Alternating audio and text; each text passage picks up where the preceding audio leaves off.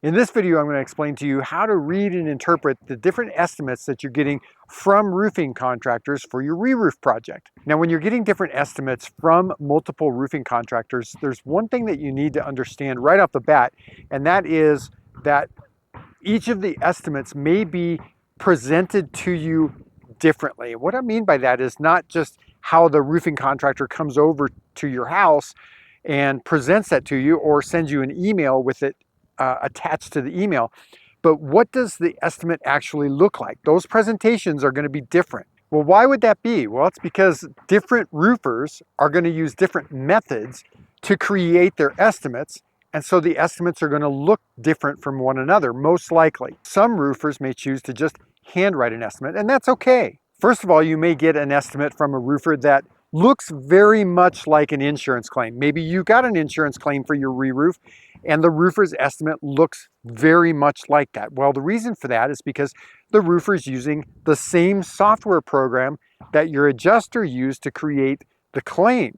And that software is called Xactimate. So for the purposes of this video, I'm going to call that estimate an Xactimate line item estimate. So if you get an estimate like this using that software program, it's very likely that it's going to be highly detailed. And what I mean by that, it's going to show you the detail of everything. So it's going to show you the quantities, the measurements, the unit costs, the units, and the total costs for every line item. Now, you may or may not like or appreciate getting an estimate like that because it can be pretty confusing. Some of it doesn't really make any sense to the average homeowner. Or you actually may like it because it is so detailed and because it breaks everything out. Next, you might get an estimate from a roofer that I'm just going to call a line item estimate. So this is an estimate that was created using a different software program, one that's not Xactimate, but it's still going to have all the same detailed information broken out into line items. Next, you might get an estimate from a roofer that I'm going to call a lump sum estimate. And this is going to be quite a bit different looking than a line item estimate because it's probably going to have maybe just one line item, and then it's going to have all the scope of work outlined on that, showing quantities and everything, but it's going to be underneath that one line item. It's not going to have prices for every line item, and then there's going to just be one lump sum price. So like I say, the main difference between a line item estimate and a lump sum estimate is the lump sum, even though it may show you all the different things that are going into the scope of work for your project, it's not going to have all the prices for all the different line items. There's going to be one lump sum price. Next, you might get an estimate that simply says something like replace roof and all accessories and then have a price. And oftentimes this is what you're going to get if you get a handwritten estimate. So if you get an estimate like that from a roofer, I'm going to strongly encourage you that you ask the roofer for more detail than that. You're going to want to see something that's going to show you the scope of work, meaning how many shingles, what's the total measurement of the shingles that's being replaced? What else on the roof is being replaced? You want to see something that's going to give you a little bit more of a comprehensive idea of what the roofer is going to do. Now that you understand the different types of estimates that you could be getting from your roofing contractors, let's talk about the different items that you might be seeing showing up on the estimates, so that way you can get a good feel for what each of the roofer is including in his scope of work. So that'll give you the ability to compare the estimates side by side. Now I'm going to actually run through these items pretty quickly, and I'm not going to stop and explain each one in great detail. So if you need kind of a deep dive into what each of these roofing terms mean, click on this video right here. The first item that's going to show up on your roofer's estimates is probably going to be the shingles. And there's three different types of shingles that are going to be in those estimates. The first is called the field shingles, although on those estimates, it's probably not going to have that name.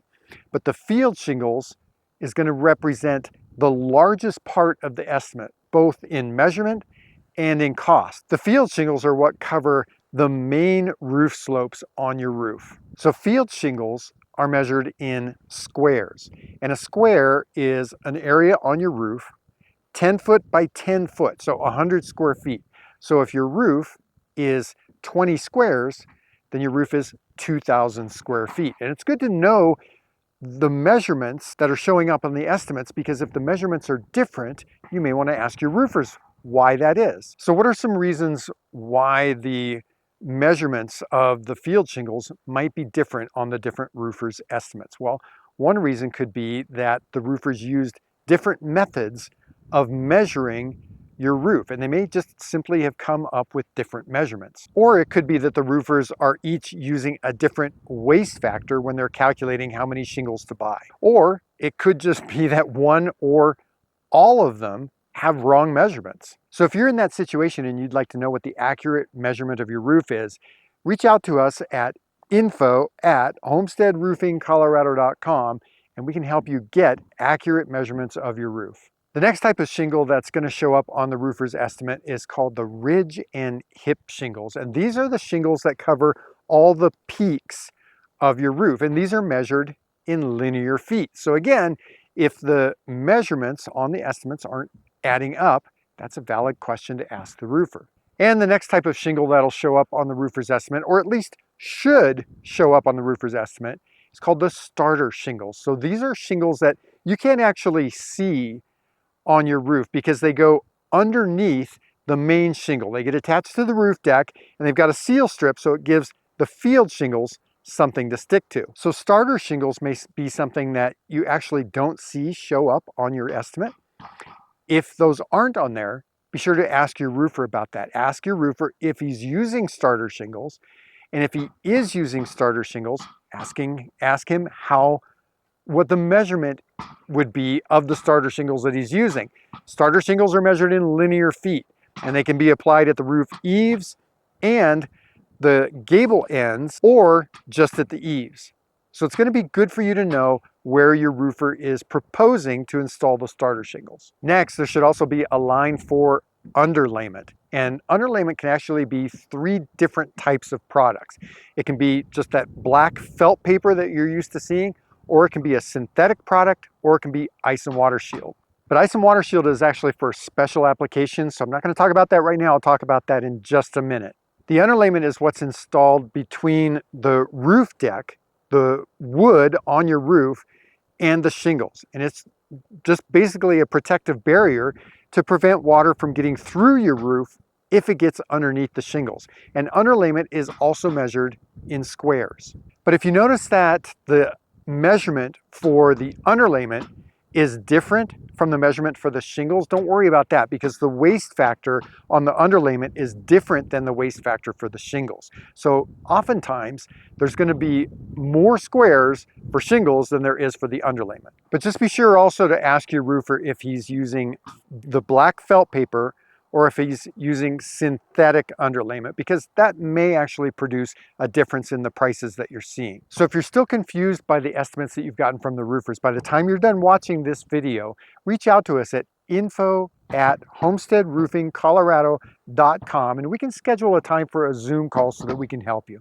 All right, so now let's talk about ice and water shield. So ice and water shield is a different type of underlayment, and your roofer may be including that in his estimate, either because it's just for him, it's a best practice to install it, or it may just be because it's required by code to install it in your area. So ice and water shield is measured in square feet. And again, if the measurements are different on the different estimates that you're getting, ask your roofers why that is.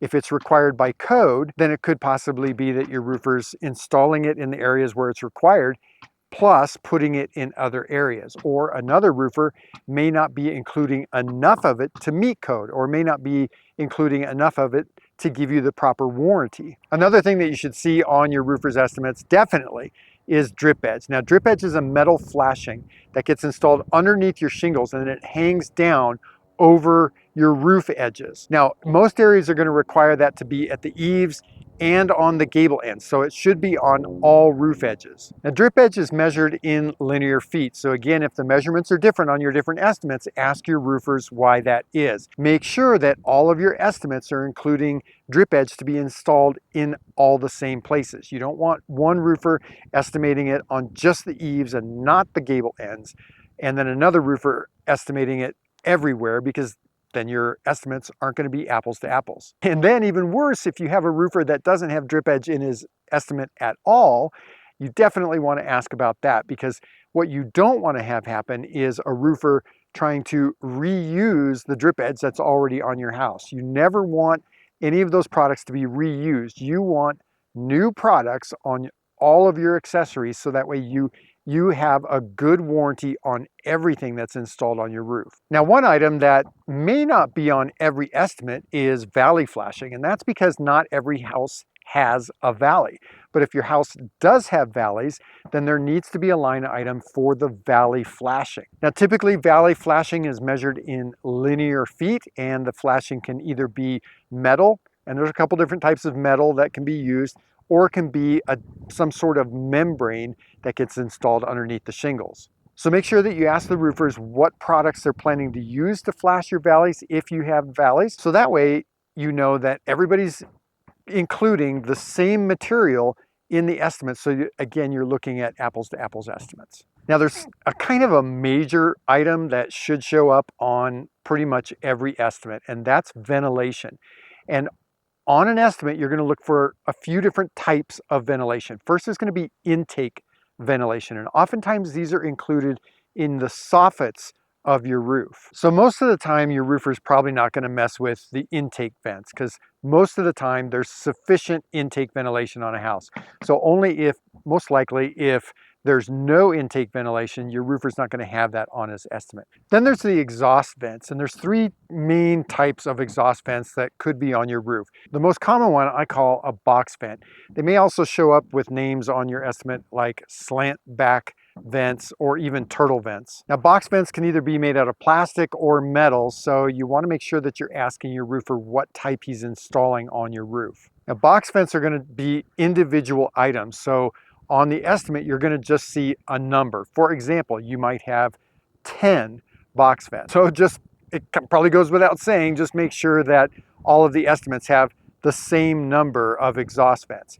Then another kind of exhaust vent is a turbine vent. Turbine vents are also individual items, so there's just going to be a number next to that. Then there's ridge vent, and ridge vent goes underneath the ridge shingles along the peaks of your roof, and ridge vent is measured in linear feet. So again, you just want to make sure that the estimates are all including the same number of linear feet of ridge vent if you have ridge vent on your house. But what if your roofers have different amounts or different numbers of ventilation? Why would that be? Well, it could be because either they counted wrong, or it could be that your roof is insufficiently ventilated and you have a roofer that understands that and is trying to correct for insufficient ventilation. So to learn about the best types of ventilation for your house and how to figure out how much ventilation you need, click this video right up here. Okay, so there's some other just kind of miscellaneous items that should show up in your roofer's estimates. One is pipe jacks. Pipe jacks typically are going to go at the base of all of the PVC pipes that you see penetrating your roofs. These are your sewer vent pipes, and normally those pipe jacks are either a metal base with a neoprene boot on them, or sometimes they can be a metal base with a large silicone boot. And so there's going to be one pipe jack for each pipe.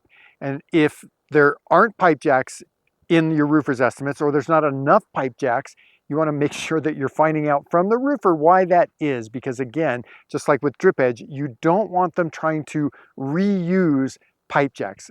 Those have got to be replaced because they don't reuse very well. So just kind of a word of warning, don't let your roofer reuse pipe jacks. One other thing is flashing, and flashing is usually measured in linear feet, and normally you're going to see flashing at the roof to wall connections. So some roofers may have that in their estimates and some roofers may not. Now, it's a good practice to replace the wall flashing if it's possible. There are times where it's not going to be very possible, or at least very convenient to replace it. So again, I know I keep saying this over and over, but if the measurements are different, or if wall flashings just don't even show up in the estimates, ask your roofers why that is. Then there's a couple things that you might see show up that don't have anything to do with actual products. They're just more labor related. And one is a high roof charge and one is a steep roof charge. So if your roof is high or steep, you may see those show up on your estimate. But oftentimes the roofers not going to include that in an estimate. He's just going to roll that into the general labor charge. But if it does show up on your estimate, the measurements for those are also going to be in squares. And it just means exactly what it says. Your roof is high, or part of it is high, or your roof is steep, or part of it is steep. Hey, if you'd like to learn how to give information to roofers so that you get apples to apples estimates from them right from the start, watch this video right here. And if you need some information on how to choose a roofer, watch this playlist right here.